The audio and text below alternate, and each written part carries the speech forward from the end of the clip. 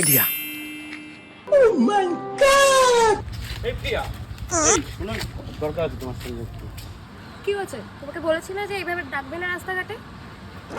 তোমাকে আমার ডাকার কোনো রকম কোনো ইচ্ছা আমার ছিল না, কিন্তু একটা গুরুতর সমস্যায় পড়ে গেছি বলে তোমাকে আমার ডাকতেই হলো। আর এই সমস্যা থেকে তুমি আমাকে উদ্ধার করতে পারবে। সমস্যা? তোমার আবার কিসের সমস্যা? তুমি তো ভালো করেই জানো আমার বাড়ির পাশে একটা মস্ত বড় পুকুর আছে, আর সেই পুকুরে প্রচুর হয়েছে ব্যাঙ, আর ব্যাঙগুলো সব রাত্রিবেলা আমার ঘরে ঢুকছে।